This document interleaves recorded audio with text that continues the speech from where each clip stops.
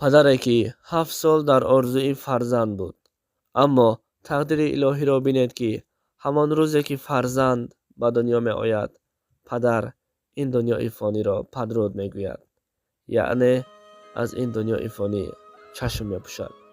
السلام علیکم و رحمت الله و برکاته. برادران عزیز و خواهران مهربان، از همه شما خواهش می کنم برای من لایک شما لازم نیست، تنها از برای الله همین قصه را خوب گوش کنید. انشاءالله بر فایده ای همه مرد و زنها هست. بله، این قصه ای ساخته نیست، قصه ای بر دروغ نیست، یعنی حادثه ای هست که دنیا را به لرزه در آورد.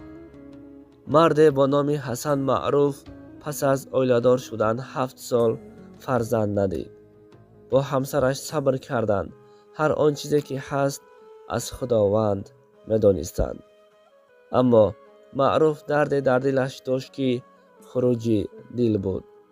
همیشه میگفت خدایا جانم را نگیر تا دوام یافتن نسلم را نبینم، گفته دعا میکرد. همینطور بعد از 7 سال فرزنددار شد. این خبر را شنیده دوان به تولدخانه برای دیدن فرزندش رفت. هنگامی پسرش را دیدن خرسندیش حد و کنار نداشت. چنان شاد بود که هیچ پدر مثل این شاد نشده بود. معروف به وقت پدر شدن هم رسید و اما از تولدخانه برآمدن برایش میسر نگشت. با سبب درد دلش امانت را به حق سپارید و دنیا را ترک کرد.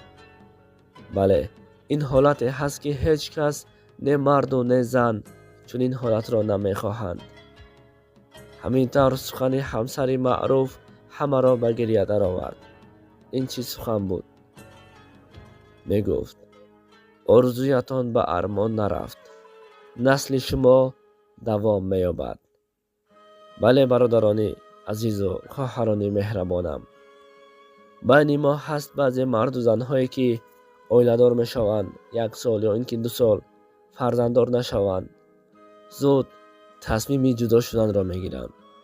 بین آنها جنگ و جنجال صادر می شود و بعضی اولیه جوان را خوشتمنها چیکار میکنند؟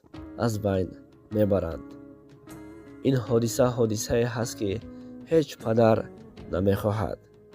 تقدیر الهی را بینید که پدر 7 سال در آرزوی فرزند می شود و اما همان روزی که فرزند به دنیا می آید، این دنیای فانی را ترک می کند.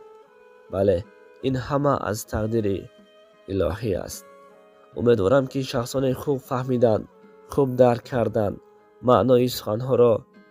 به فکر آنها خیلی قصه خوبی هست، اما همان شخصانی که به معنای صرفم نمی روند و خلاصه های بد می برارند، کامنتاری های دشنام های زیاد می نویسند، خداوند شما را نیز در راه راست هدایت فرماید.